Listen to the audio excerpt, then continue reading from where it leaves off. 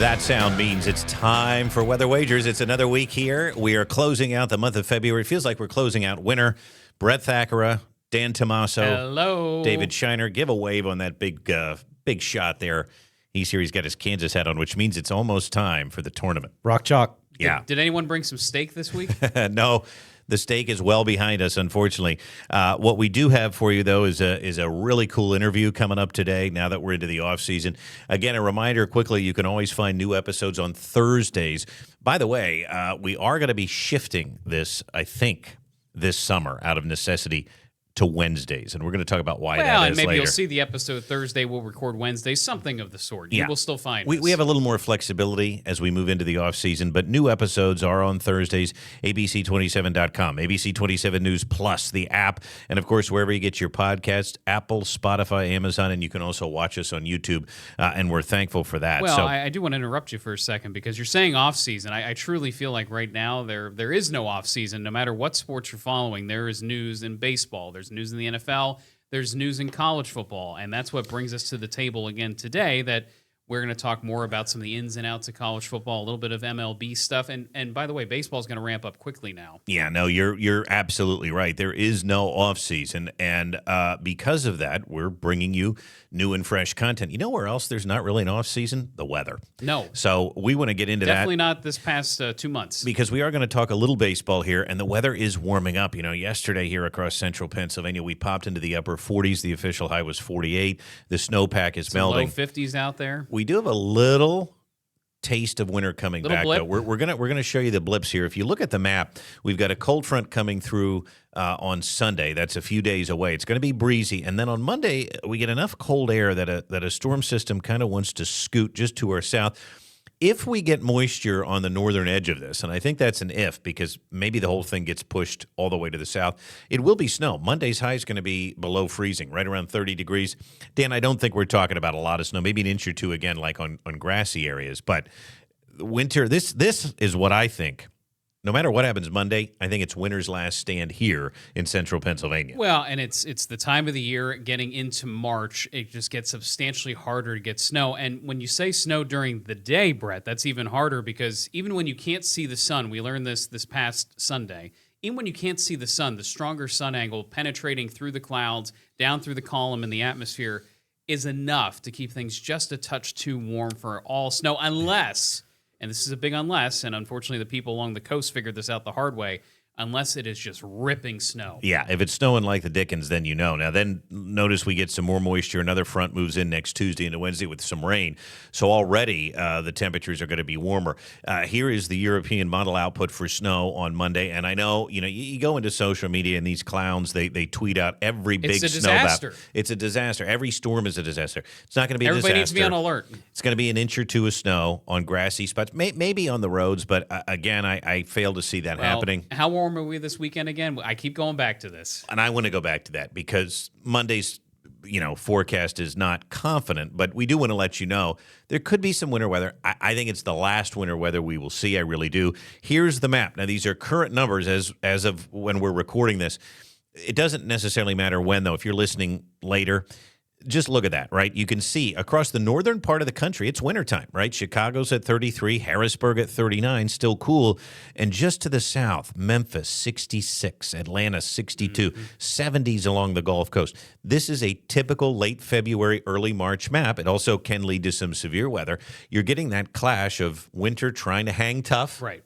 Spring trying to move in. Correct. And this goes back to the age-old problem I bring up a lot on the air. I think I've said it on this podcast. Oftentimes in January, and we saw this happen behind our big snowstorm, it gets too cold, it gets too dry for much storminess.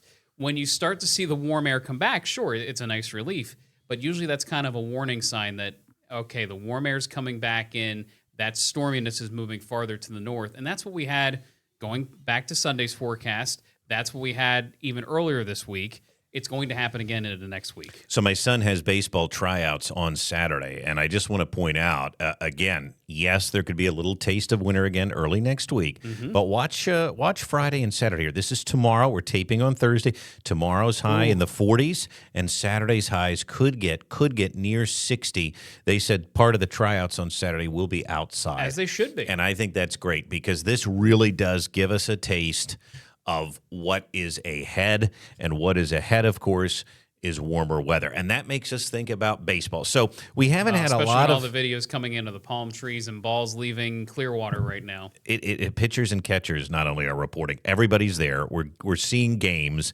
Spring training isn't the my favorite thing in the world to watch, but I will tell you, It's something in the background. it's something in the background, and it just means baseball is coming. Refreshing. We're about a month out now And by the way, from game one. We often, and maybe we'll bring on a guest to talk about this. So the FanDuel Sports Network folded in the last couple weeks.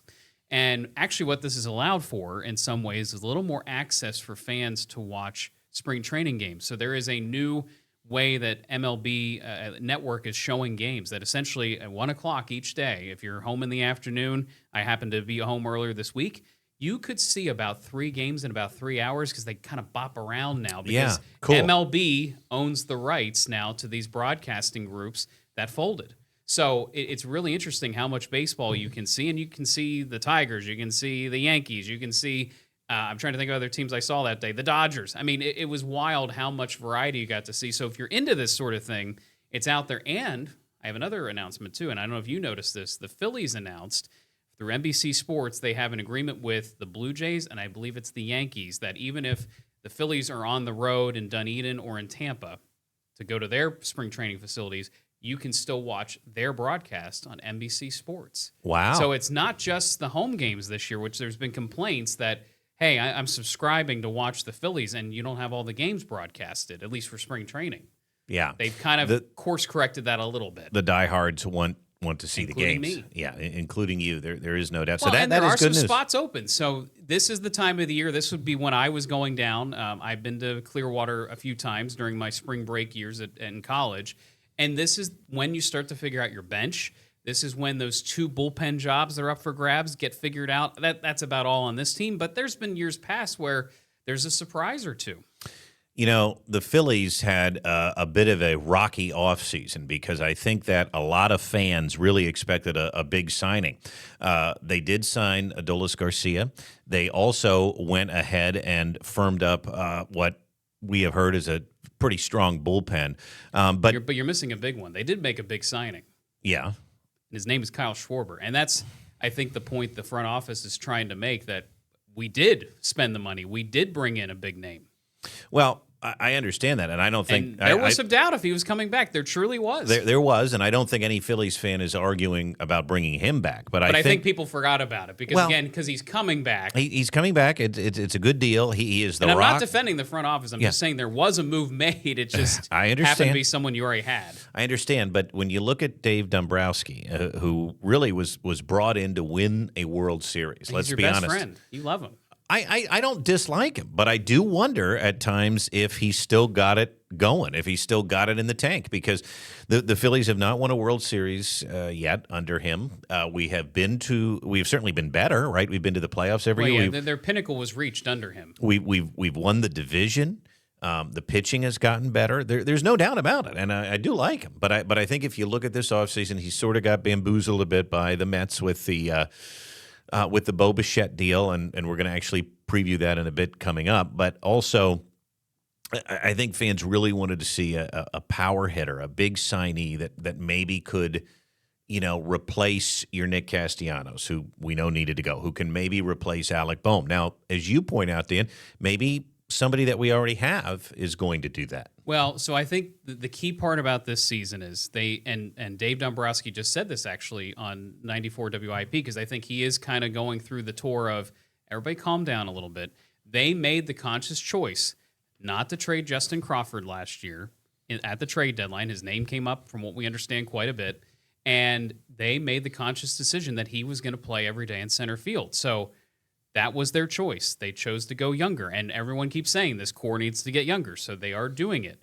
Now, the piece that I think people have forgotten about is someone who hit a home run, I believe, yesterday in spring training. So this would have been Wednesday. Otto Kemp is going to play a lot of left field this year. You heard it here first. Now, he had a broken kneecap, I believe, last year, a kneecap issue. Yes. And wasn't as mobile. This year, they expect him to be able to play left more often. So that is the plan. Well, they've gone if younger he in left and in center. If he can be better at the plate, then it all may work out. Plus, but we you have haven't to see. You haven't mentioned the name that I'm talking about. Well, yes, the big name out there, which I think he could break camp with the team if all goes well, is Aiden Miller. Yep. And sorry, Bryson Stott. Sorry, Alec Boehm. Your playing time might get decreased because this kid is going to get at bats. Well, and if we talk about the Boehm issue, I think there's a lot of fans that feel that Dombrowski has put this team in a position, and maybe Bryce Harper feels this way. Why can't somebody protect me? That hole in the lineup, that cleanup spot, has been the subject of much criticism. Now, well, I do agree with that. But hold on though. Boehm did hit pretty well in the playoffs. Yes. However, I think the lack of power continues to be the problem. He's more of an average hitter, a hitter for average, not an average hitter, a hitter that hits more for average. And you need someone that is more like that 30 home run bat. Now, who could that be on the current roster that they did sign this year? It could be Adolis Garcia. I mean, we just simply don't know if he's going to have a bounce back year. He is a big bounce back candidate. Yeah. He has 30 home run power. And how many home runs did Castellanos hit last year? Not a lot, right? Under 20. Yeah. So here's the deal. You're already replacing a player that was not contributing much last year. That is a big deal. Well, let's look at that lineup because this was in spring training. You have Turner, Schwarber, Harper, Boehm, Marsh. A lot of these guys are still in their prime or just sort of coming off of their prime because you have to figure Schwarber's not going to hit 50 home runs again, although some people like you might say, why not? I mean, maybe he does. Certainly could. Harper. I think DH suits him very well, by the way. I think that's a good spot for him. I agree, but like you said, Marsh, Boehm, Stott, they all need to be better at the plate, and maybe some of these other guys coming up, Crawford, Miller, Garcia, if they're better at the plate, maybe one of them can find their way into that four-hole to protect Bryce Harper. But speaking of Bryce Harper, let's talk a little bit about Mr. Harper because I guess my question is he okay? Is Bryce Harper okay? And I'm talking about this from a couple of standpoints. Let's start with, we know he has to be better too. You think that wrist is better? You think he can have a better season? Because I know a lot of people said it didn't look like Bryce was having fun last year playing baseball. Sick of hearing that, it seems like. Well, and maybe he should be. There might have been a reason for that. He might have been in some pain. He might have been in some pain. We'll never know the full story because they won't tell us, and he won't divulge it either. I think, unfortunately for the Phillies, the dynamic player that he was 2 or 3 years ago probably is not fully coming back. Between age, between mileage, all of that fun stuff that everyone talks about in sports. Now, he could still be a very good player for this team, and they need him to be. They need him to be better than he was last year. And I defend Dave Dombrowski from the standpoint of, hey, fans, you want a big-name player. We have one that's still under contract. He's only halfway through said contract. If he plays up to standard, everything else works. Correct. But again, a part of that could be the injury, and I'm not sure that you should go out and call your best player or at least your biggest star. I have no problem with the actual quote of what he said. Okay, but well, that's fine, except that, again, as a PR manager, now it really does look like Bryce has some beef with the front office. And I don't think that's really what you want to see going into a season where, again, the pressure is going to be high. And all we've you heard got to do is hit, buddy. We've heard reports that Bryce wants another power hitter. Bryce can have whatever he wants if he hits. That's fine. But again, do you really want to tick him off? I mean, if you have to trade him in the end, you have to trade him in the end. I don't think so. I think the loyalty you want in my people mind, in the seats, and he puts people in the seats. I understand that, but he's your biggest name. They just signed Schwarber to a long-term deal. He is the leader of the team. Sorry, Bryce. It is clear Schwarber is the leader of the team. Maybe Bryce isn't good at playing second fiddle. Well, I mean, but again, I disagree. I don't think he is second fiddle. I think it's a Jordan Pippen situation. I think he's still Michael Jordan and Schwarber's Scottie Pippen. Well, I really do. I really do. We need to see it. Well, again, if he's hurt, though. Winning cures all.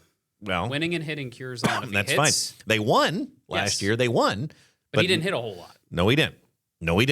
So now the question is, obviously the offensive woes of the Phillies could continue this year, and this little tiff, I'm telling you, just watch it between Bryce it's overblown. and Dombrowski. I hope you're right. I think it's totally overblown. There's been some fake reporting out there on Twitter of stories coming out about Bryce. He has confirmed none of those, and he's been pretty open recently. The only thing he has confirmed is that he thought it was wild that Dave Dombrowski said this, and to me, I'm like, dude, you got to hit. Well, That's fine, but again, I'm not sure it was worth it for him to say that publicly, but we'll see. Now, one of the things too that we do think the Phillies, and you've convinced me of this, have going for them is the pitching staff. I think it's very good. Not only the rotation, but also the bullpen, and we have a big guest coming on next week. We do. You want to tell everybody who it is? So we have the Jim Duquette, which if you are a baseball fan and you listen to much in the way of baseball talk radio, and I do a lot of it, he's been a constant voice over the last 10 to 15 years. He is a former general manager of the Mets and the Orioles.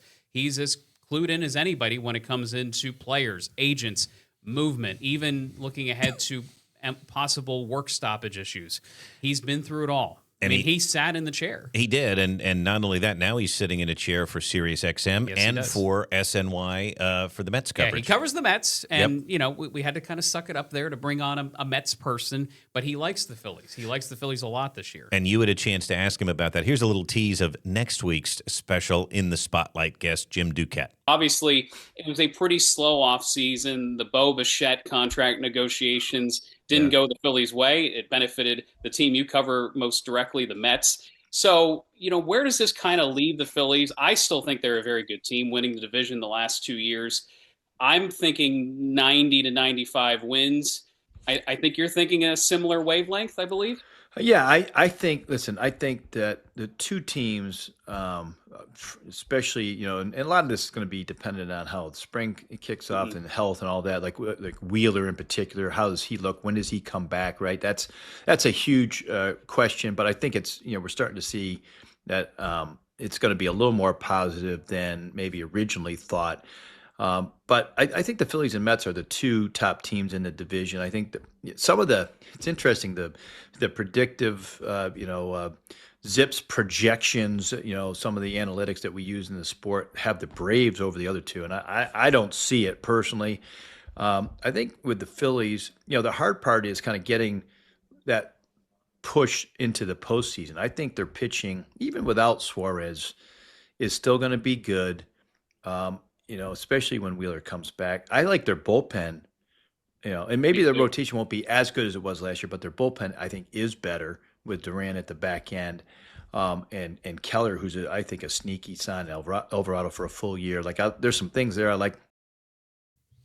There's some things there he likes, and I think, guys, as you know, we do like the pitching staff. The question is, as it always is, what can this offense do come October? And we get into that with Jim, too. We get into that. And, as I keep wanting to tell everybody, did we see the Phillies getting a Harrison Bader and it being one of the best trades in trade deadline history? We didn't. No. So it's a long season. It's going to start out here really soon. And we're very excited to have Jim on. Hopefully he's a friend of the show and we get to talk to him again in season because he's a wealth of knowledge. And by next Thursday, it's even going to be feeling more like baseball weather. So stick around. Jim was a great interview, and we are thankful that he gave us his time. Well, Penn State has had some media days over the last couple of weeks. They held one yesterday. They held one the week before, and all of the beat reporters up there. Vibes, man. Yeah. Good vibes. Well, I'll tell you, wow. we talked to our own Ali Berube last week, if you saw that interview. And actually, my parents listened to that, and they said they were impressed with some of the nuggets that she dropped about what it's like to cover the end of an era and the beginning of another. And then we read an article by Mark Wogenrich, who we've had on the show before. He writes for Sports Illustrated, SI, and he's the Penn State editor up there. And he mentioned that it was just a totally different vibe. And as you mentioned, Dan, a lot of this is, honeymoon stuff, right? The new staff coming in. But he also wrote an article that caught our eye about why Penn State can make the playoff. Tell me, Mark. Next year. How can they do it? Well, he did. I know. And it made a lot of sense. But we basically, he had 5 or 6 reasons. We basically pressured him on each of these because you and I are skeptics. Very, very much so skeptics. But it's good to see that it's being talked about out there. I know yesterday even there was a graphic posted, I believe, by On3 Sports that said Penn State should be one of the 10 teams that does get back. And I'm like, wow, okay, here we go. No, it's everywhere. But again, I wonder how much of that is a honeymoon phase. We're going to have other beat reporters that we know and are friends with on this show coming up. Allie was terrific, and Mark was terrific. And so we really kind of wanted to say, Mark, what gives here? They have an easy schedule, but do they really?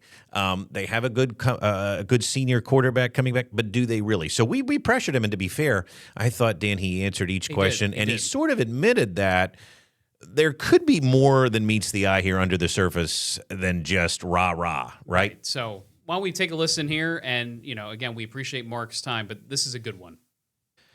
Well, Dan, now that we're into the off season, we are going to start to have some guests on Weather Wagers. And this guest, some of you may know, we had him on before when we did this podcast. His name is Mark Wogenrich, and he is the publisher of Penn State for on SI, I should say. And Mark does a great job. We follow him as fans and read a lot of his articles. He is pleased to join us today. So, Mark, thanks for being on.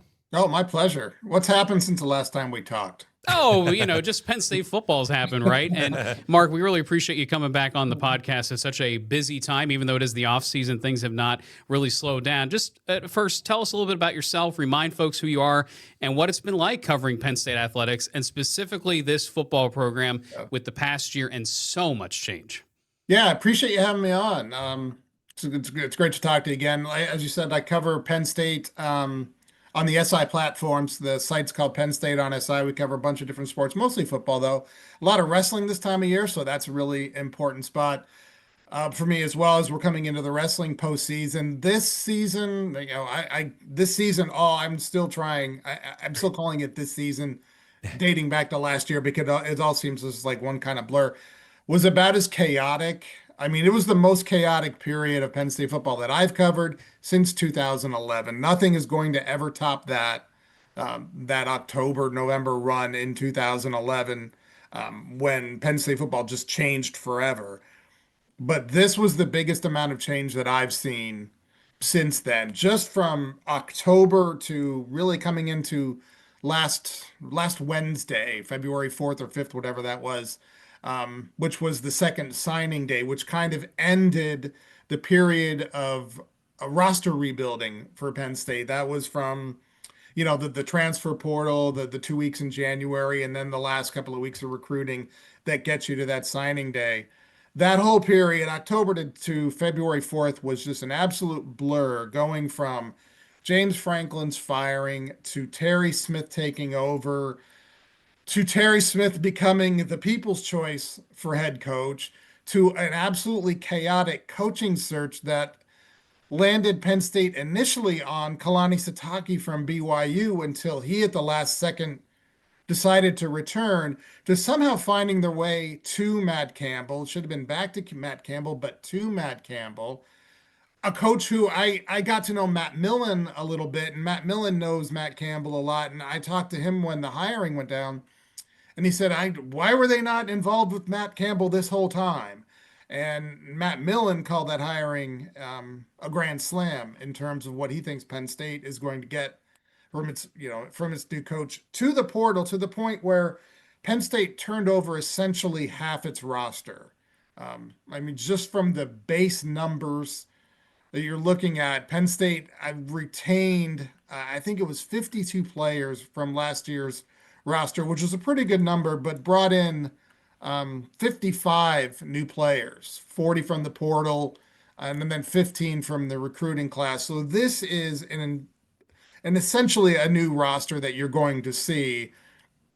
It's also a bit of a blended roster. This is something that Terry Smith said, that this is kind of a new marriage between Iowa State and Penn State. And that's another level that you're going to be looking at, because 24 of the new players coming in played for Iowa State last year, and then another 11 were from the recruiting class, Iowa State's 2026 recruiting class, who actually signed with Iowa State before re-signing then or signing with Penn State.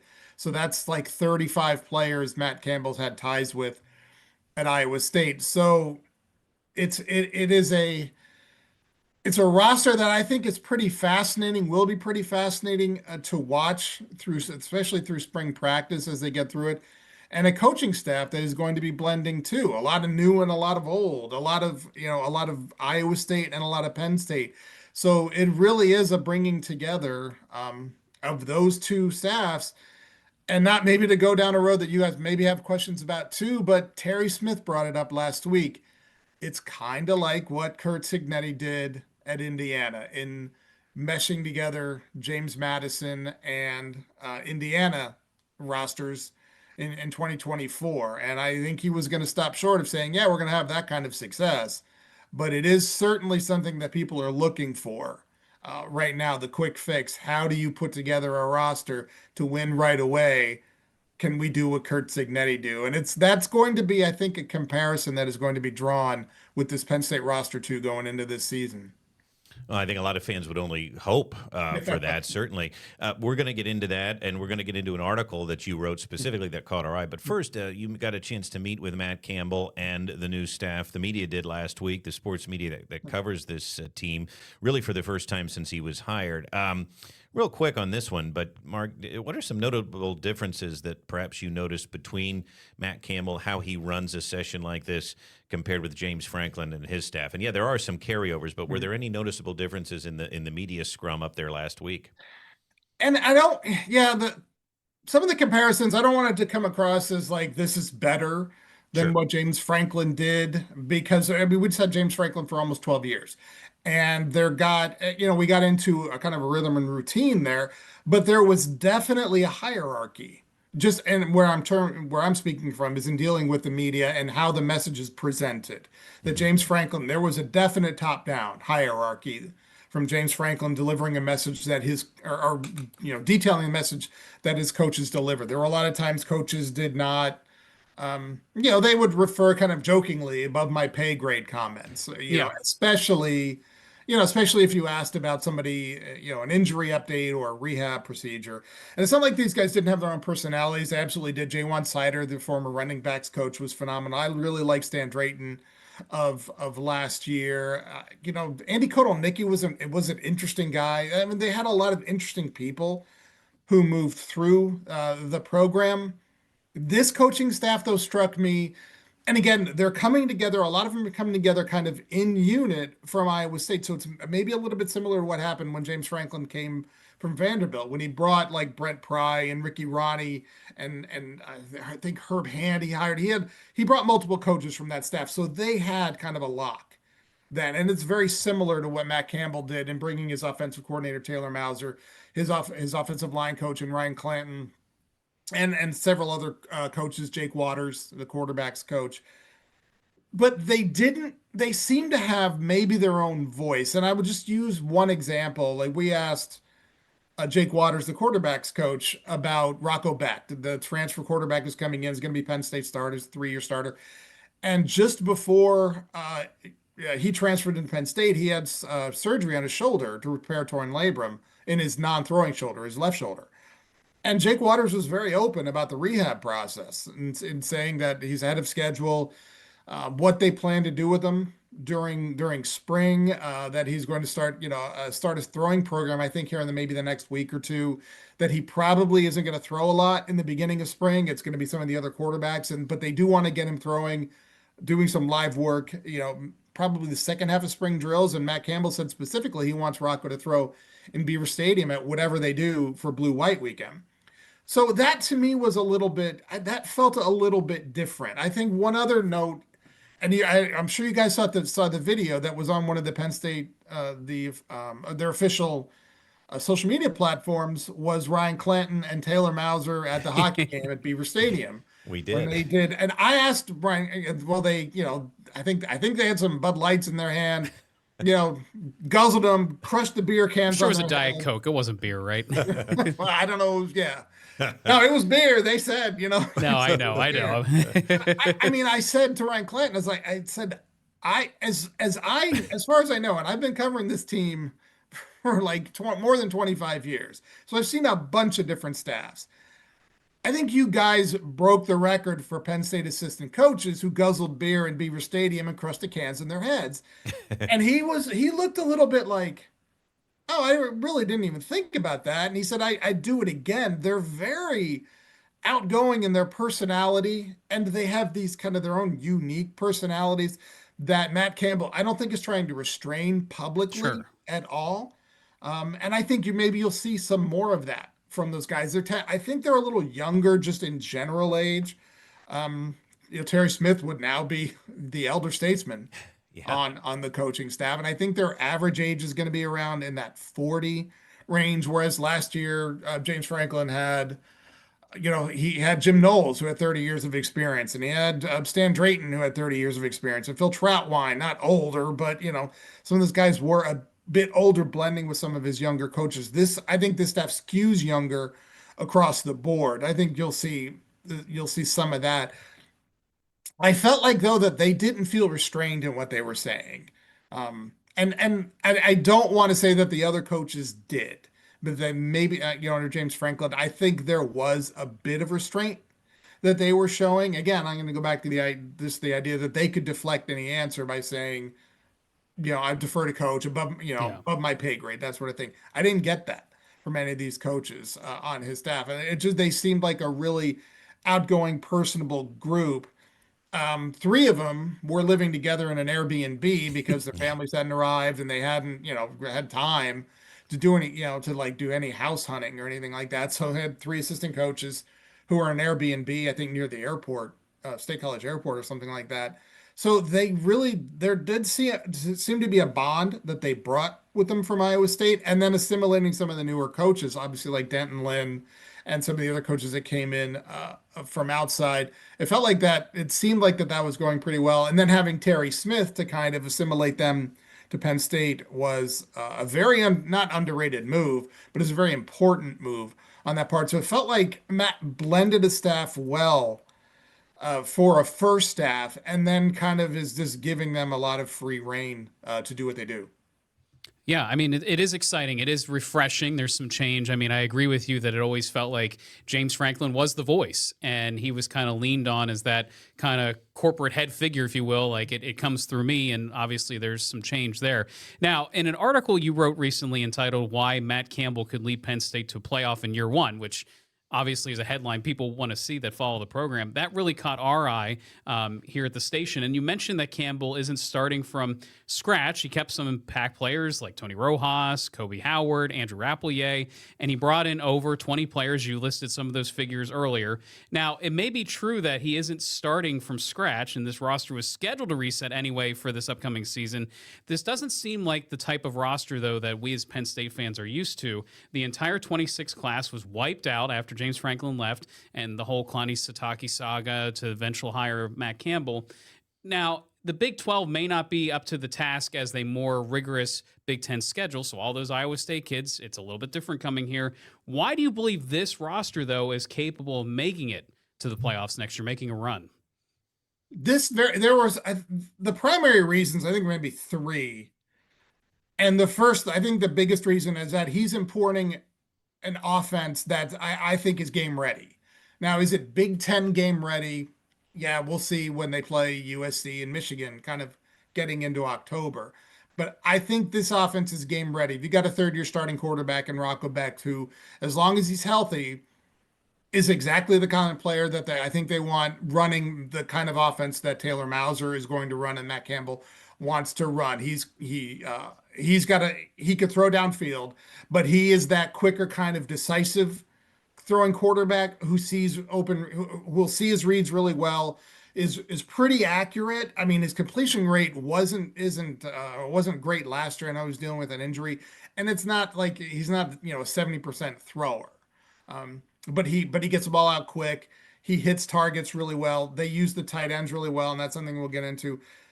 And so I think that having and just importing that offense right away, having it ready to go live on the first day of spring drills, I think is really important that he's not starting completely from scratch with a new quarterback from who knows where, or even an in-house quarterback, and teaching them a new offense. This is an offensive coordinator, an offensive line coach, and a quarterbacks coach, and a head coach aligned on their vision behind their third year, behind basically who will be a fourth-year starting quarterback. I think that's a huge advantage.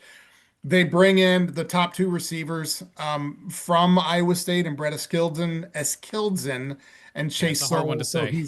he's got targets. Their leading rusher is coming over in Carson Hansen, a tight end who I think might be one of the better guys in the country, and Ben Brahmer. If you look at some of the, what the highlights that you can catch on YouTube, he's 6'7" and just a jump ball guy in the end zone. And I think that with that Brahmer that Beck-Brahmer relationship and what they can do in the red zone, I think is really important. The other thing there is now you're going to mix in the players that Penn State has, that Penn State brings to this table. Primarily Andrew Rapplier, I think, is going to be a really good additional component at tight end. Not even additional component. He's going to be a really good 1-2 punch with Brahmer and Kobe Howard. It felt like, and again, in talking to their now former wide receivers coach in Noah Pauley, who essentially the news broke the day after we met with him, but he loved the idea. So I'm just using what he said. This is Noah Pauley's scouting report, but he had time to see. He saw like a breakaway receiver and a receiver that they can use. And I don't know that he necessarily had that kind of stuff at Iowa State. So I think bringing in the Iowa State offense is really important. The second thing is I really believe Danton Lynn can quick fix the defense. He did it at UCLA when some of those numbers that first year at UCLA were just ridiculous. What he was able to do in bringing their scoring defense up high, from where the mid level of FBS or mid to lower level of the FBS. I think he can retrain that defense pretty quickly. There's a lot to fix there. There's an entirely new defensive line. There's pretty well set at corner because Terry Smith was able to retain a lot of guys. But I think his vision for that of getting the playmakers at linebacker and the secondary to make plays and big bruising defensive tackles to stuff that I think he could turn that around pretty quickly. And the other thing to me is the schedule. That is I heard Joel Klatt from Fox Sports say that Penn State basically hit the scheduling lottery. And, I couldn't agree more when you don't have to play Ohio State, Oregon, and Indiana. And the teams that you played last year in the Big Ten, I think were 33. I think I had them as like 33 and 48 as their combined Big Ten record. They don't have to play Illinois and Iowa. They get a road. They do play Michigan. I think Michigan just announced that they're going to be their homecoming opponent, but it's a fairly benign schedule. It's a kind of schedule that you could see 10 wins pretty quickly. Now, I'm not saying that this is necessarily a 10-win team, or this is Penn State's a 10-win team with Ohio State's schedule. But with that schedule and all those forces combined together, I think there is a chance that Penn State could contend for a playoff spot as early as next year as a 10-win team. Well, this is how we know. This is why we like having Mark on, okay? Because there's so much insight, so much depth. You also knocked out our next 3 or 4 questions, but that's good because this is exactly, you knew what sort of we were thinking. I do want to go back just a second, though, to the offensive staff, and I'm going to sort of kind of reword my original question based on what you said. Certainly, getting into the nitty-gritty of this, there is reason with an experienced QB and some of the pieces that you mentioned, the tight end they're bringing in from Iowa State, there is reason here to be excited. But when I was looking at the at the offense from Iowa State last year, and you mentioned Rocco Beck did have an injury, but it finished 11th out of 16 in points per game in last year's Big 12.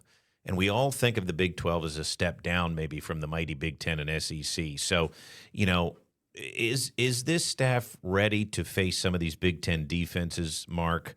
And do you think that the blending overall combined with, you said, Matt Millen and others have called this head coach, Matt Kimball, a grand slam. Are they going to be able to do maybe a little bit more offensively because of the blend of players from Penn State too?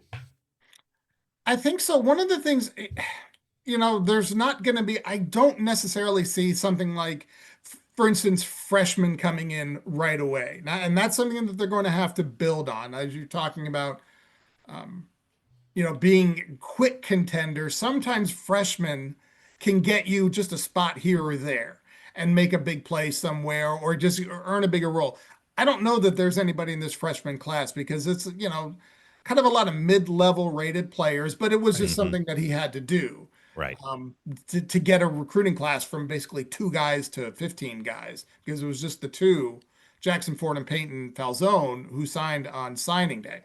So there's not going to be, I don't know that there's going to be that freshman infusion. So you're looking at experienced roster guys on offense.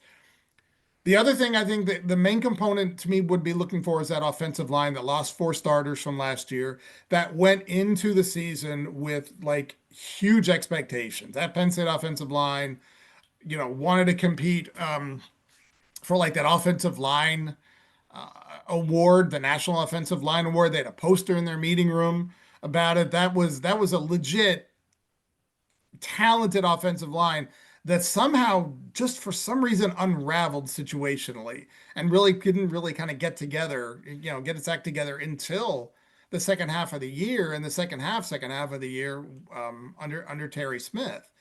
So I think there are some issues now that you're breaking in a lot of new players. Are these offensive linemen, Anthony Donko and Cooper Cousins, the retention, guys who retained who are going to start?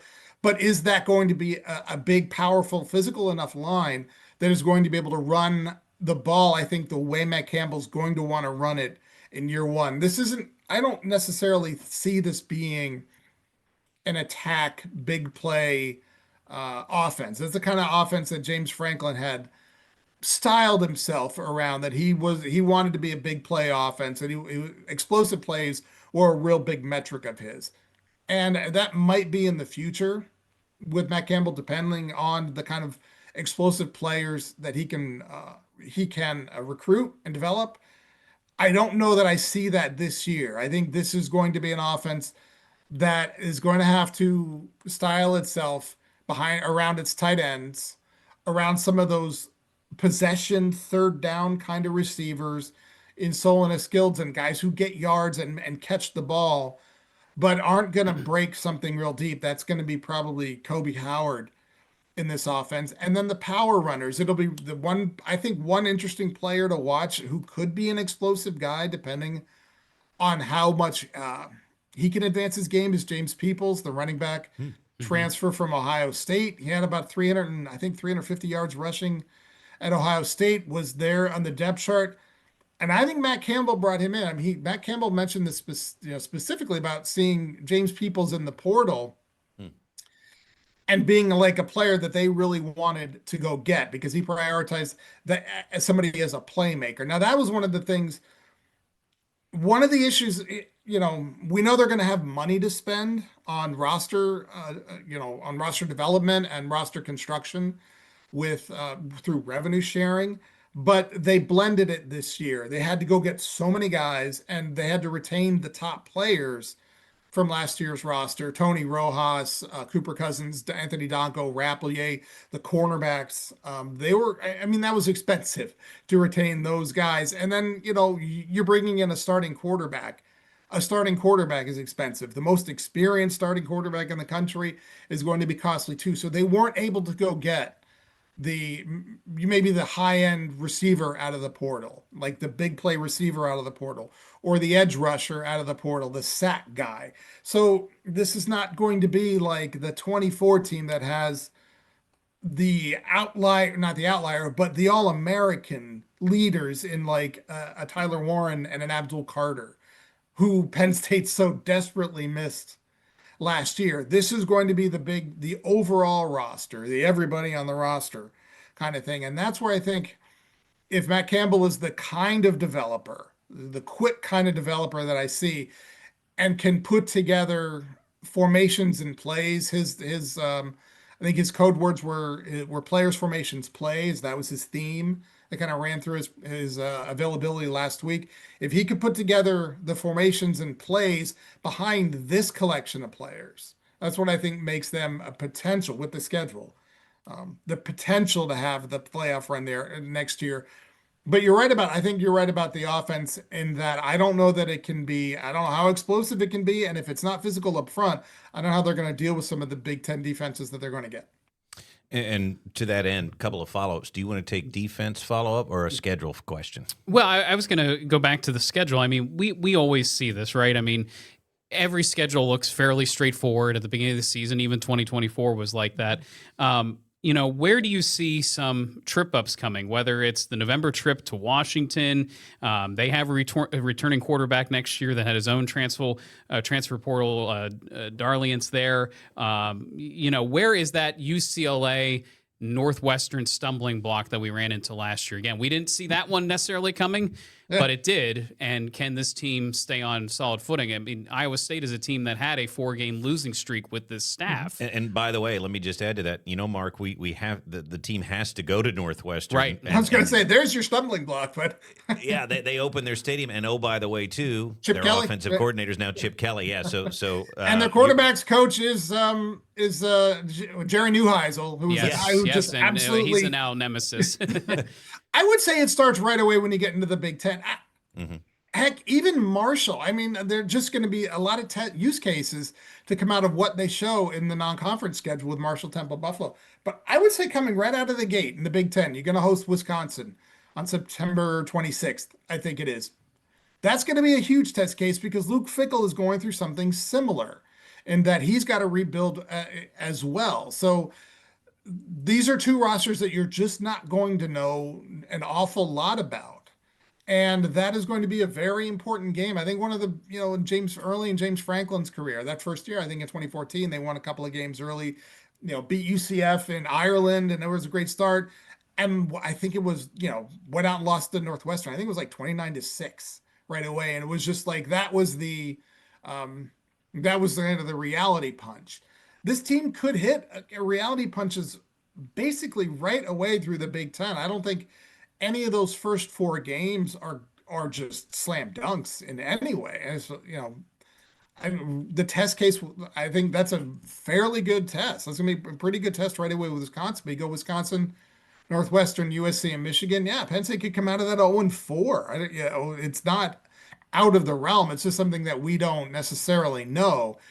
I'm just saying that to get to a 10 win with the schedule, this is far more conducive than saying starting again, playing at Illinois and then hosting Iowa and then getting a bye and then having to maybe go Ohio State and going out to Oregon instead of going to Washington. And you make a good point. And for those that don't realize it, that are listening or watching now, Penn State does not have to play Ohio State. They do not have to play Oregon. They do not have to play Indiana.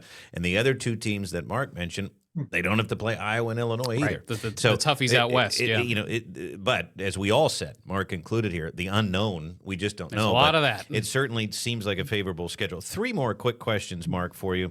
The hiring process, you hit on it a little bit. It seemed to those of us on the outside, for a bit of, lack of a better term, a little bit sloppy.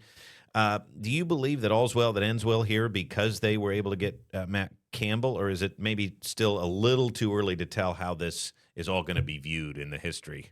Yeah, it's too early to tell for me, and I think for everybody. And Matt Campbell is, so far, I think he represents Penn State really, really well. One of the interesting things that Terry Smith said last week is that through the whole process of like filling out a coaching staff, hiring coaches, the roster retention, meeting everybody on Matt Campbell did one-on-one interviews with every player on the team, building a roster. One of the things Matt Campbell did was he had Zoom calls with Letterman. So he went back and had Zoom calls with like Letterman from the 50s, 60s, 70s.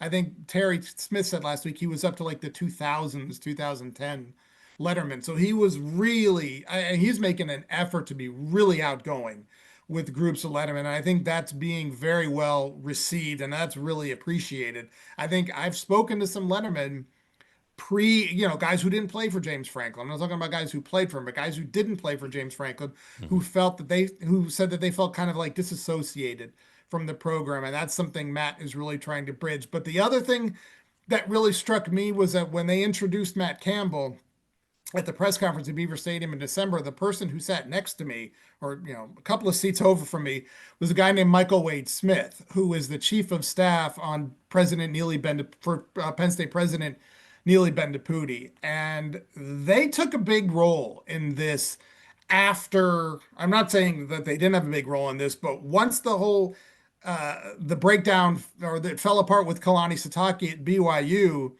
as I understand it, they were more hands-on than they had been. And so just to see Michael Wade Smith in that, he's like somebody who people really don't know. And I've never met him. I just know of him and have, been around him maybe a little bit. But just seeing him there in, presence in that room led me to think like, there was some other decision makers here They want to see this work, part right? of this process. They want to see this work just as much as the guy who was sitting on the dais with Matt Campbell and Penn State AD Pat Kraft. Yeah, exactly. And it is fascinating. And at the end of the day, most people, like we all said, think that this was a good hire. And now it's going to be what happens on the field next season. Dan, position group, maybe? Well, yeah, I was going to say that, in general, what particular position group, this doesn't seem like a super deep roster on the surface. There has to be some more work done, right, at this point to shore up some position groups, whether it's linebacker, defensive end, they seem very thin, for example, wide receiver you mentioned. I mean, it's definitely not a complete picture. You can't fix it all in one off season, right?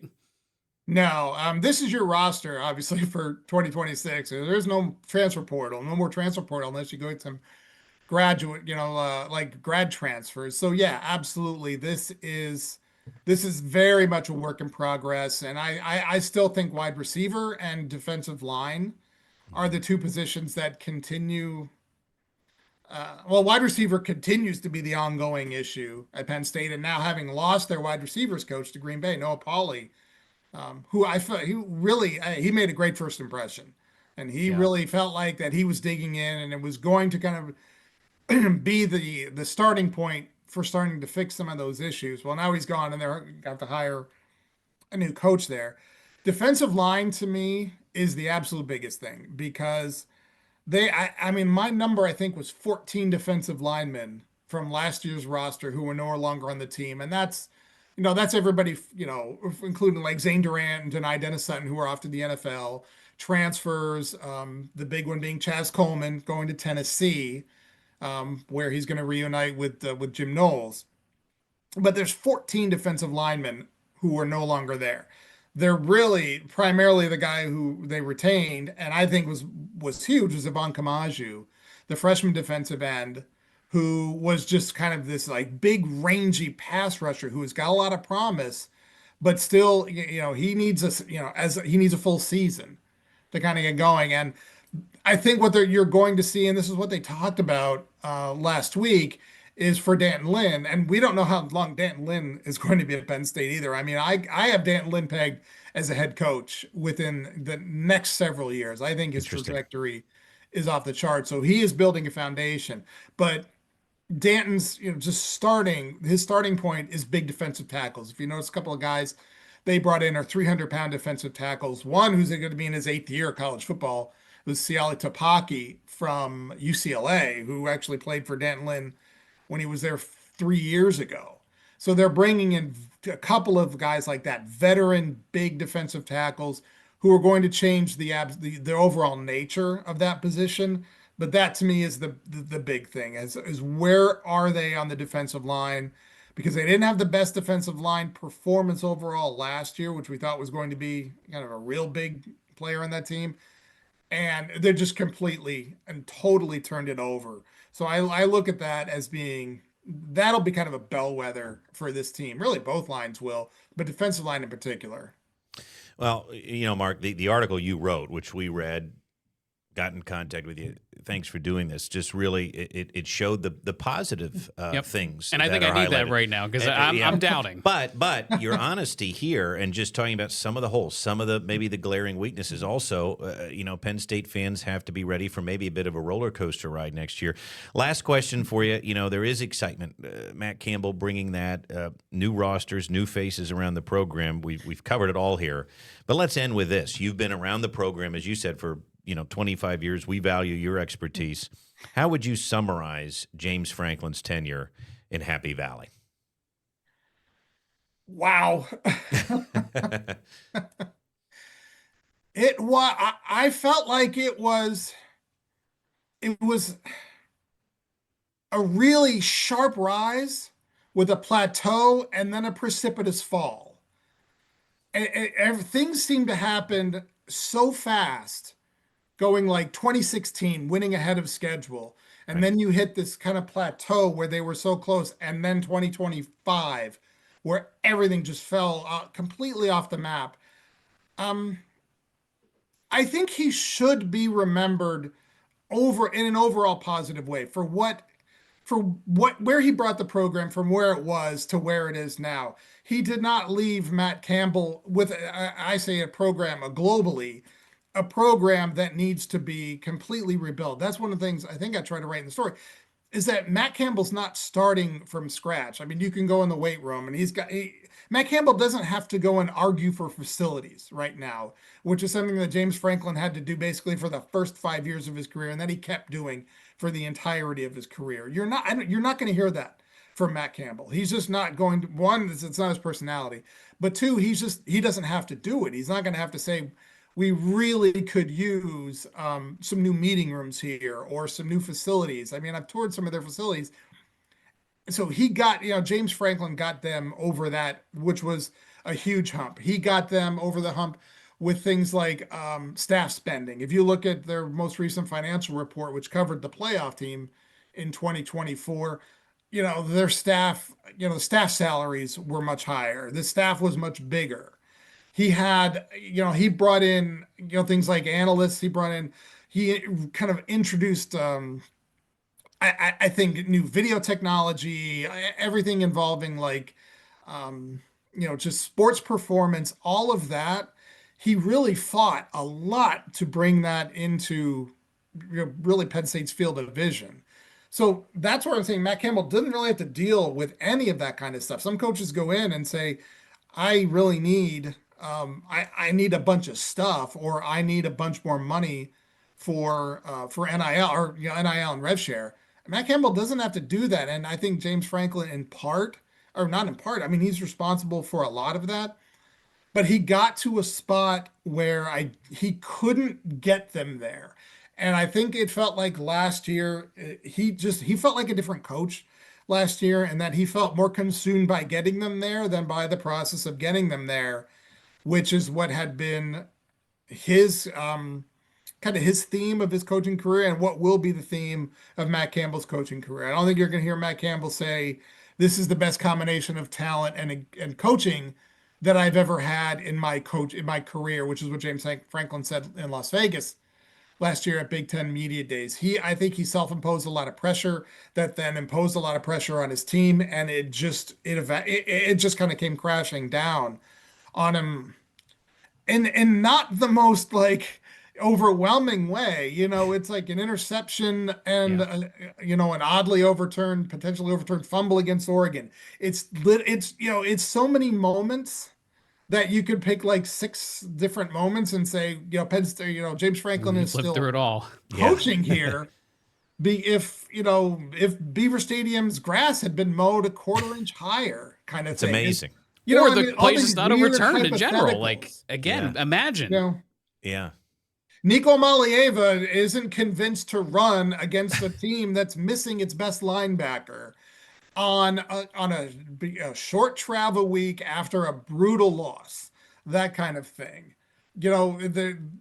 That season, if it was going to crash the way it did, I mean, I think if you're going to lose a coach in that way, it's probably, for the best ultimately, and that it went that way, and that Pat Kraft made the decision when he did, instead of letting it linger and fester, because then James got to move on. He got to go to Virginia Tech. Penn State got to start its search, and then was fortunate to be able to come back to where it probably should have been, a big start. But going back to your bigger question, I would hope in 10 years that, to summarize James Franklin's career at Penn State, that he could come back maybe in 2036 for a 20-year reunion of that team and be cheered for what he did for that program. That's where I would say that overall, I think his tenure should be respected for what it was in getting Penn State to this point,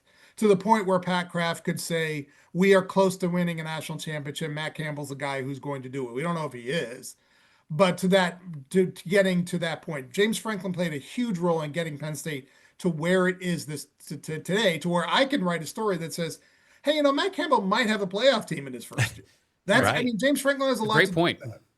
Yep. Yeah, no, that's exactly right. Well, Mark Wogenrich, we appreciate you. Tell people where they can find you on Twitter, on your writing too. Yeah, the site is it's Penn State on SI, so it's si.com. college /Penn State. If you just look for the on SI labels at the SI.com website, you can find it, and they're among the team sites. And then at Mark Wogenrich on Twitter. Try to say smart things there. It doesn't really come off that many times, but Don't we all? Yeah. Well, Mark, again, really appreciate your time. Thanks for being on, and be well, and good luck this season covering everything. Yeah, thanks so much. It was great talking to you guys. Take care. Man, I'll tell you what, between Ali Barubi, who we know and love here, and Mark, who's become a friend of the podcast too over the years, what an information drop, right? Shiner, your takeaway from that interview, much like Ali, and they both admitted there's obviously a honeymoon phase here with the program, but it does seem like things are lighter all of a sudden, doesn't it? Yeah, and I think there's a lot of talk about how the media is embracing the new Campbell entourage that's coming in, and them being visible at the sporting events and stuff, and that's something that I think obviously you want to do that to start to get your face out there and appeal to the student body and the fans. But it is very interesting to see his take on how the whole Franklin kind of thing came down. And he kind of saw it as if it was going to happen this way, this was the best way for it to happen to move on to the next chapter. So yeah, and hopefully that's really we have why a good thing coming. That's really why they fired him when they did. It gave him a chance to move on, and it gave Penn State a chance to hunt a new coach, which obviously they had some problems there too. Yeah. But we thank Mark for his time. It was a great interview. As we said, next week we've got Jim Duquette on from SiriusXM and SNY. We are looking forward to that interview. We gave you a taste of that earlier in the podcast. Here's where you can find us, meteorologist Dan Tomaso and meteorologist Brett Thacker on Facebook. He's at Doppler Dan on X and Instagram. I'm at Brett Thack, ABC27 on X and Instagram. And we want to hear from you. Let us know of a guest. If you know of somebody we've had on in the past, or somebody that maybe you'd like to hear from, send us a note at weatherwagers@gmail.com. But for now, that is going to do it here for us. We so appreciate you listening. We're going to be back next Thursday. Until then, Weather Wagers out.